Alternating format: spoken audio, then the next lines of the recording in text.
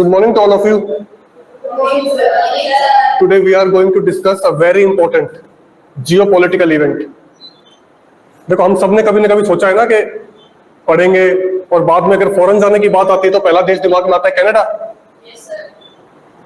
But now days आपको पता हो, बहुतों को नहीं पता होगा, भारत और कनाडा इन दोनों के बीच के रिश्ते अपने ऑल टाइम लो पर हैं। आज तक इतने खराब रिश्ते कनाडा के साथ तो कम से कम कभी नहीं हुए जितने आज के टाइम में चल रहे हैं। और वो कितने खराब है इस बात का अंदाजा आप इस बात से लगा सकते हो कि बहुत ही रेयर मूवमेंट इंडियन हिस्ट्री में आपने देखे होंगे जिसमें सत्ता पक्ष के साथ, सरकार के साथ विपक्ष भी खड़ा हो। मतलब कांग्रेस पार्टी, सीपीआईएम और जितनी भी विपक्षी पार्टियां हैं वो सब भी सरकार के साथ खड़ी हैं इस इशू में जो भी इंडिया कनाडा के बीच में चल रहा है। तो भारत कनाडा के बीच में इशू क्या है, ऐसी क्या चीज है जिसने सारी की सारी पॉलिटिकल पार्टीज को एकदम देश के पीछे, देश को सपोर्ट करने के लिए सबके सब सरकार के साथ हैं। इसका बैकग्राउंड क्या था, क्या मजबूरियां थी कनाडा की। तो let us try to understand this. देखो, 1971 में भारत पाकिस्तान की लड़ाई हुई थी और भारत पाकिस्तान की लड़ाई में पाकिस्तान के दो टुकड़े हुए, एक बना बांग्लादेश, एक बना पाकिस्तान, है ना। उसके बाद से ना पाकिस्तान के मन में हमेशा से एक टीस थी कि जो भारत ने हमारे साथ किया ना वो ही मैं भारत के साथ भी करूं। और उनके एक प्रधानमंत्री ने तो ये बयान भी दिया था कि हम 1000 साल तक घास की रोटी खाएंगे लेकिन we will give 1000 cuts to India. Bharat को परेशान करते रहेंगे। उसके बाद फिर 99 में कारगिल हुआ, कारगिल में पाकिस्तान फिर से हारा। तो अब ये बात तो पक्की हो गई कि आमने सामने की सीधी लड़ाई में पाकिस्तान भारत से नहीं जीत सकता। तो पाकिस्तान ने क्या किया, एक कॉन्सेप्ट गढ़ा। उस कॉन्सेप्ट का नाम था खालिस्तान।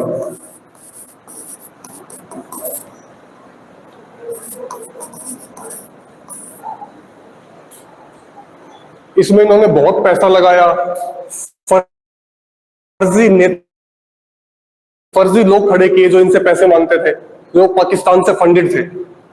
और उनका एक ही काम था, भारत के अंदर पंजाब में जो हमारे सिख भाई बहन हैं उनके अंदर ये भाव डालना कि आपको तो अलग देश मिलना चाहिए। सिखों को तो भारत में आजादी है ही नहीं, ना वो पगड़ी बांध सकते हैं, ना वो गुरुद्वारे जा सकते हैं। क्योंकि देखो, जो जैसा होता है ना वो दूसरे को वैसे ही समझता है। तो पाकिस्तान को ऐसा लगता था जैसे हमारे यहाँ माइनॉरिटी परेशान है, इंडिया में भी होंगी। तो उन्होंने पंजाब के लोगों के मन में, हमारे सिख भाई बहनों के मन में भारत के लिए जहर भरना शुरू कर दिया।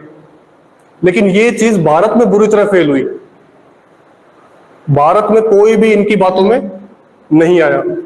और भारत में इस खालिस्तान के कॉन्सेप्ट का फेल होने का रीजन क्या था, देखो इस बात को समझो।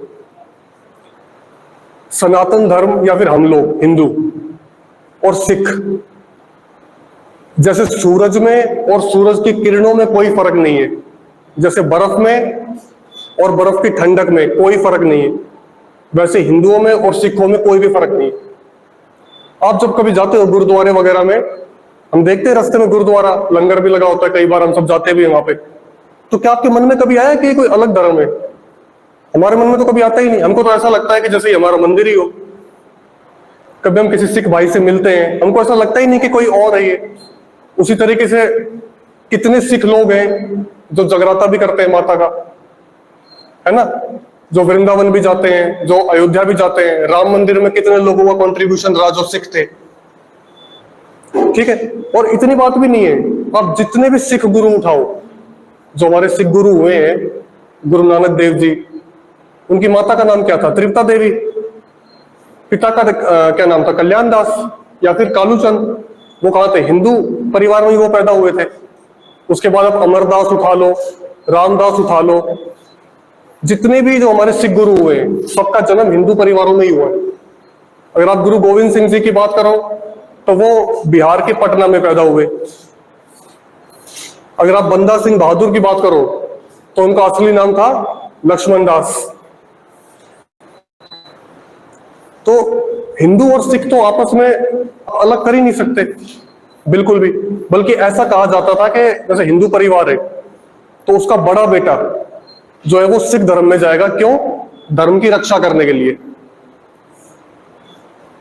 मतलब कि कई बार हम सिखों को हिंदुओं की या फिर सिखों को सनातन धर्म की फौज भी बोल देते हैं, लेकिन ये बात पाकिस्तान को नहीं पता थी।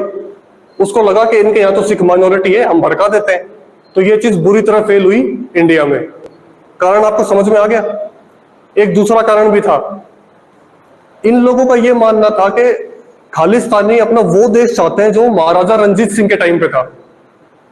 और महाराजा रंजीत सिंह के टाइम पे जो उनकी टेरिटरी थी उसमें 4 सूबे थे। एक था मुल्तान,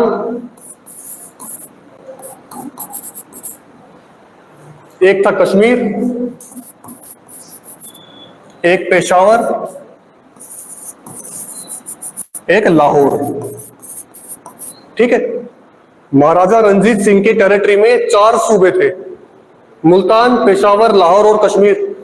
तो कमाल की बात यह है कि जो खालिस्तानी लोग थे वो खालिस्तान कहां मांगते थे? इंडिया के अंदर।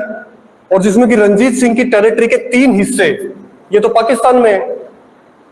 भाई अगर आपको खालिस्तान मांगना ही है तो फिर पाकिस्तान में मांगो। 3 हिस्से तो पाकिस्तान में, कश्मीरी तो है इंडिया के पास। तो यहां भी उनकी पोल खुल गई। इससे पता चलता है कि जो खालिस्तानी लोग थे या जिन्होंने मांग की भी, जो कर भी रहे थे, वो पाकिस्तान से फंडेड थे, क्योंकि जो उनकी मांग थी उसी में फ्लॉस थे। आप रंजीत सिंह की टेरिटरी मांग रहे हो जिसमें से 3 सूबे पाकिस्तान के अंदर है। इसमें एक चीज और भी हुई, ये खालिस्तान इमिग्रेशन स्कैम भी बना।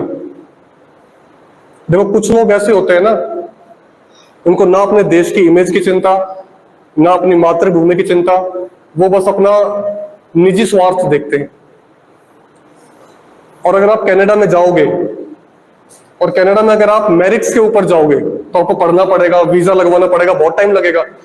ऑन द अदर हैंड अगर आप एक कागज के ऊपर ये लिखवा लोगे ना कि हमको हमारे देश में बहुत परेशान किया जा रहा है, हमको हमारा धर्म फॉलो नहीं करने दिया जा रहा और यहाँ की सरकार हमको बहुत परेशान करती है, तो यूरोपियन कंट्रीज या फिर अमेरिका, यूएस, कनाडा, वो लोग बहुत आसानी से आपको शरण दे देते हैं।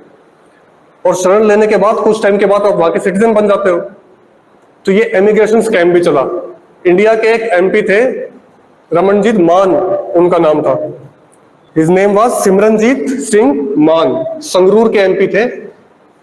और वो जो पंजाब के इस टाइप के लोग थे उनको ऐसे लिख के देते थे कि हाँ इन लोगों को अपना धर्म फॉलो करने की आजादी नहीं दी जा रही। और वो कागज लेके जाते थे कनाडा और वहां उनको शरण मिल जाती थी। तो ये इमिग्रेशन स्कैम भी था। तो ये 3-4 रीजन थे, एक तो हिंदू और सिखों के बीच में बॉन्डिंग, एक ये इमिग्रेशन स्कैम, एक इनकी गलत मांग, जिस वजह से इंडिया में ये प्रॉस्पर नहीं कर पाया ये खालिस्तान का आइडिया। लेकिन इन लोगों ने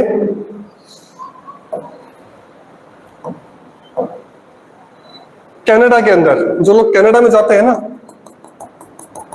मान लो कुछ बच्चे चले गए पढ़ने के लिए, बहुत छोटी उम्र में चले गए, या कुछ ऐसे लोग हैं जो पैदा ही वहां हुए, वहां जाके खालिस्तान का इशू बनाया पाकिस्तान ने फंड करके, मतलब डायरेक्टली तो नहीं करेगा, पैसा देके।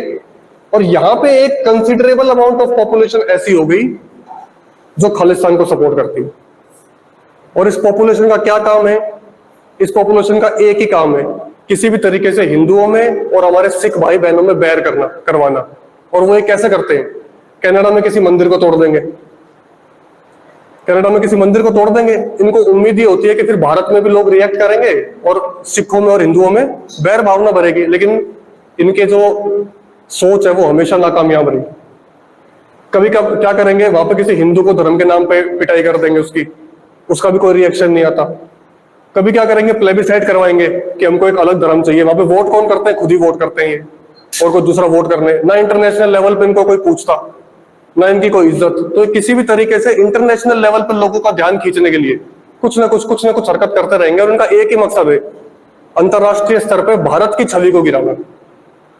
जो खालिस्तानी लोग पाकिस्तान, जो कनाडा में है, जब खालिस्तान को सिखों को जोड़ मत देना। सिख हमारे भाई बहन है, जो कि बहुत ही पैट्रियोटिक कौम है, देश के लिए जान देती है, देती आई है। सिख अलग है, और खालिस्तानी जो दिमाग से खाली है, दिमाग से पैदल। देशद्रोही, गद्दार, कुछ भी कह लो इनको मिक्स मत कर देना। इनका एक ही काम है, अंतरराष्ट्रीय स्तर पर भारत की छवि को गिराना और उसको वीक करना। अब यहां तक बात समझ में आ गई आपको?